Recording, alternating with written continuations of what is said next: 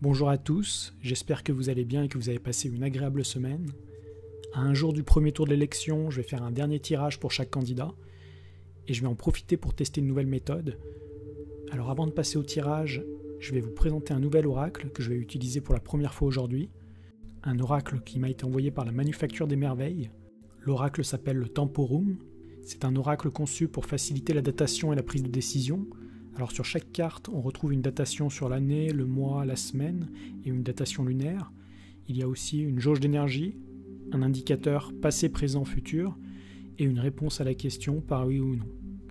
C'est un très bel oracle qui peut facilement venir compléter n'importe quel autre oracle. Je vais le tester dans cette vidéo pour la première fois avec vous. Personnellement, d'expérience en cartomancie, la datation n'est pas toujours fiable ou envisageable. Les énergies changent et le concept du temps reste humain. En tout cas, si cet oracle vous intéresse, n'hésitez pas à aller faire un tour sur leur site manufacturedesmerveilles.fr. Je vous ajouterai le lien dans la description. J'en profite également pour vous présenter ma nouvelle création, mon tout nouveau tapis de tirage avec ma nouvelle fleur de vie et les mots à fort taux vibratoire pour les cartomanciens, clairvoyants et médiums. Un tapis conçu pour purifier vos cartes et élever le taux vibratoire, mais aussi la connexion et les synchronicités durant vos tirages. Vous pouvez le retrouver sur ma boutique en ligne essencemana.fr. Si vous voulez le commander, je vous mets dans la description de cette vidéo un code promotionnel de 20% réservé à mes abonnés pour vous remercier de votre soutien. C'est parti, je me lance dans le tirage pour chaque candidat. Alors pour chacun d'entre eux, je vais tirer 2 cartes avec le Bélin, 2 cartes avec le Temporum et 2 cartes avec le Symbolon. Les 2 cartes du Temporum seront là pour l'expérience, vu qu'on ne cherche pas à dater un événement, mais plus à évaluer le niveau d'énergie et le potentiel de chaque candidat. Je vais essayer d'être le plus neutre possible pour ne pas froisser les opinions politiques de chacun. Je vais prendre les candidats dans un ordre aléatoire. On va commencer avec Anne Hidalgo.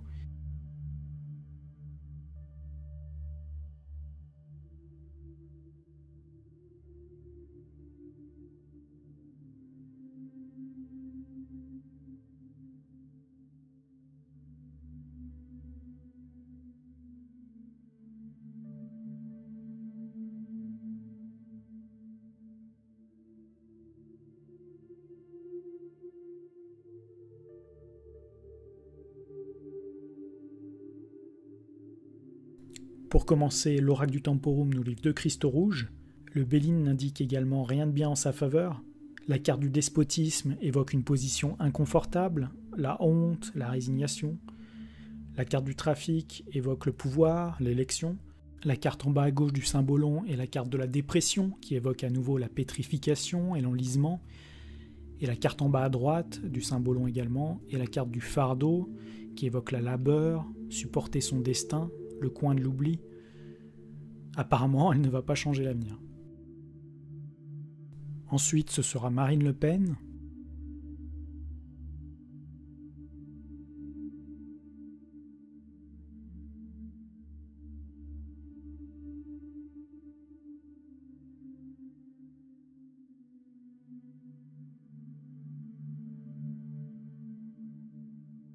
Cette fois, nous avons 2 cristaux verts pour le Temporum. Alors tout d'abord, en haut à gauche, on retrouve la carte de la destinée, qu'elle a déjà obtenue dans mon épisode 3 sur les candidats. Elle évoque le destin, une opportunité. Alors serait-ce la clé de l'Élysée, du second tour? Pour elle ou pour cet homme sur la droite? Car à droite, nous avons la carte de l'homme, qui évoque un homme, où la force, l'énergie et l'action. En bas à gauche, la carte du phénix, qui évoque la métamorphose, la renaissance. On retrouve à nouveau la même carte en bas à droite du Symbolon, la carte du fardeau, qui évoque la labeur, supporter son destin, le coin de l'oubli. Par contre, la différence, c'est qu'elle est sous la carte de l'homme. Cette carte évoque un homme, candidat, très certainement Macron.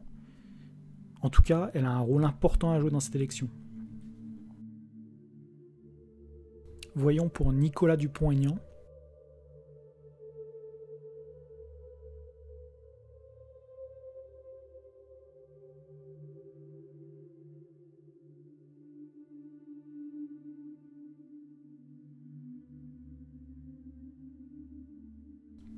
Il y a 2 cristaux rouges sur les cartes du Temporum.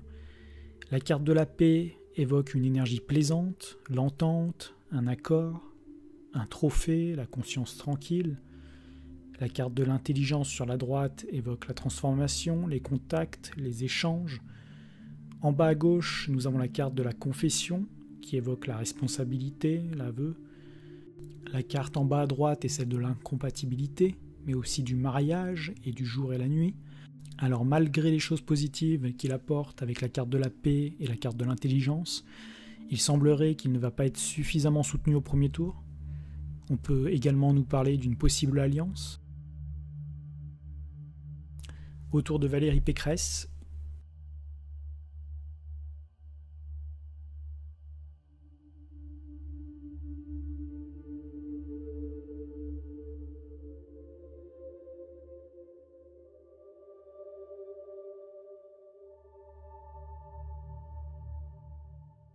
un cristal rouge et un cristal vert. Les deux cartes du Béline sont pourtant très positives. Les présents et les honneurs évoquent une forme de réussite. La carte des présents évoque tout de même l'abandon, passer le relais, la perte. La carte des honneurs évoque la considération et le pouvoir. En bas à gauche, nous avons la carte du détachement qui évoque une forme d'insécurité. En bas à droite, nous avons la carte du prédicateur. Cela reste très mitigé. Voyons pour les autres candidats. Le suivant va être Philippe Poutou.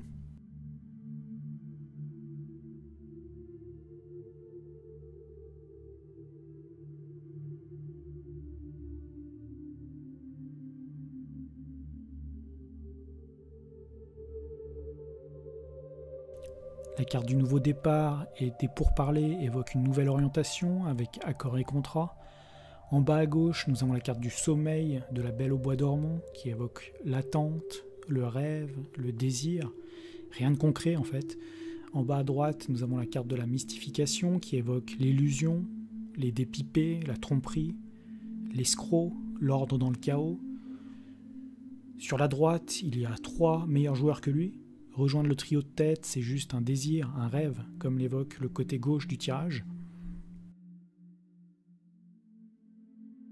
Passons à Yannick Jadot.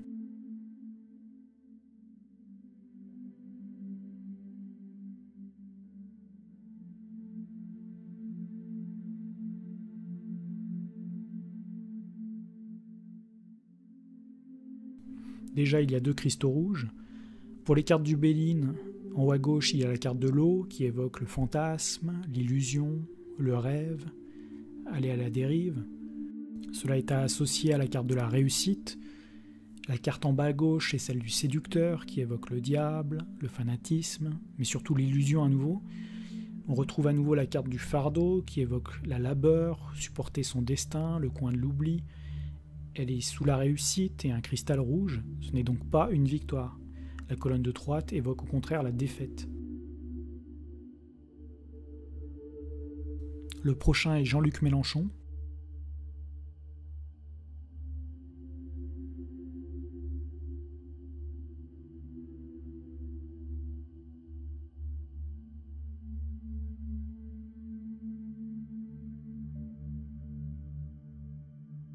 Il y a un cristal rouge et un cristal vert.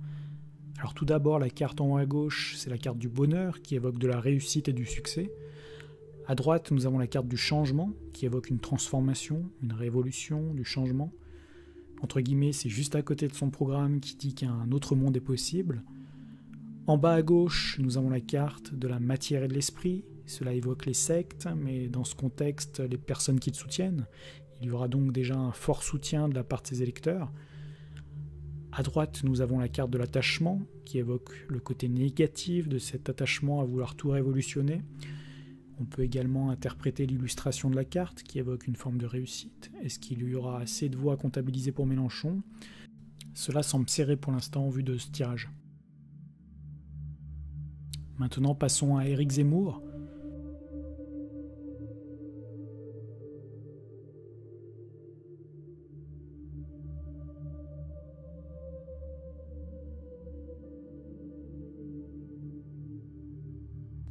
Il y a 2 cristaux verts pour les cartes centrales. La carte de la paix évoque une énergie plaisante, de l'entente, un accord, un trophée, la conscience tranquille. La carte de l'inconstance évoque un vent fort, un chamboulement. Après la pluie, le beau temps. En bas à gauche, nous avons la carte du maître qui évoque la responsabilité, le destin. Sur la droite, c'est la carte appelée la responsabilité de la création, qui évoque quelqu'un prêt à endosser des responsabilités, qui veut préserver son environnement, entre guillemets, comme le souligne le titre de son programme, pour que la France reste la France.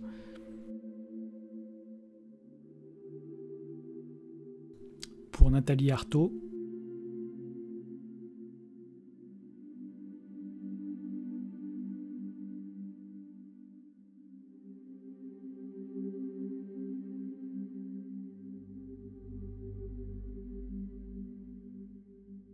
il y a 2 cristaux verts, mais des cartes très fortes autour, avec la carte de la ruine, qui évoque la résignation, le renoncement, l'effondrement, la perte.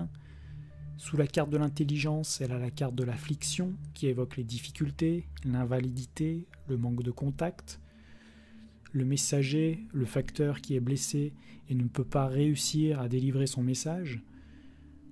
Sur la droite, nous avons la carte du comédien qui évoque le rôle, les coulisses, l'intellectualisation. Dans la colonne de droite, cela évoque clairement la fin de son rôle dans sa course à la présidence. Autour de Jean Lassalle,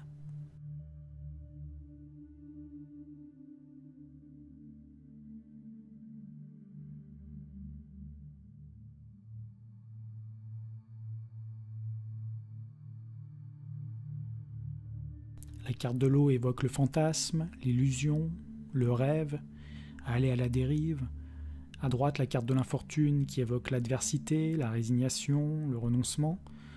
En bas à gauche, nous avons la carte de la confession qui évoque la responsabilité, l'aveu. À droite, le Saint Graal, sous la carte de l'infortune qui évoque son inaccessibilité. Pour Fabien Roussel,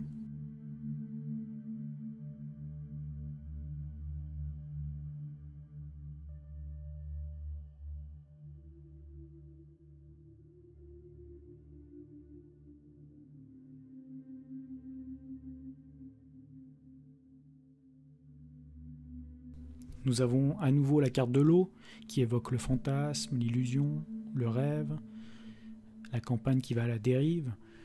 La carte de la table évoque tout de même une énergie plaisante.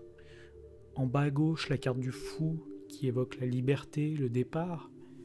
À droite, la carte de la mère qui évoque la tolérance, le dévouement, le petit enfant, la famille. Des cartes qui manquent de force pour l'aider à poursuivre sa route vers la présidence. Et pour terminer, ce sera Emmanuel Macron.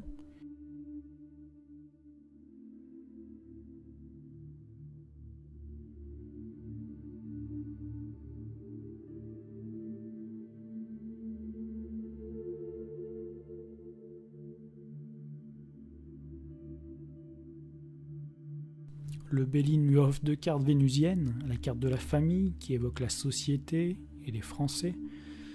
La carte Amor évoque le vainqueur, lever un trophée, une disposition favorable. Mais attention, ces 2 belles cartes sont suivies de 2 cristaux rouges. La carte en bas à gauche du symbolon est la carte de l'assistance, qui évoque l'enfant à problème, le syndrome du secouriste, la compassion, la préoccupation. Et la carte sur la droite est la carte de la captivité, qui évoque la prison, le chantage, l'enfermement. Le fou est derrière les barreaux et hors d'état de nuire. Avec la carte de l'amour, avec un cristal rouge, une jauge d'énergie basse, le mot passé et le fou derrière les barreaux, je ne pense pas qu'il puisse gagner. En tout cas, le confinement sera pour lui ou pour les Français.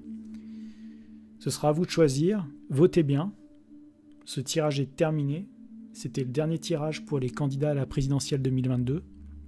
Je vous dis à bientôt pour le second tour. Je vous souhaite un très bon week-end. Je remercie tous ceux qui vont liker cette vidéo, la partager, commenter et s'abonner à ma chaîne. Vous pouvez toujours me suivre sur Instagram, Facebook, VK, Telegram et mon site internet www.jowan-guidance.fr. Je vous remercie pour votre soutien, prenez bien soin de vous et à très vite pour le prochain tirage.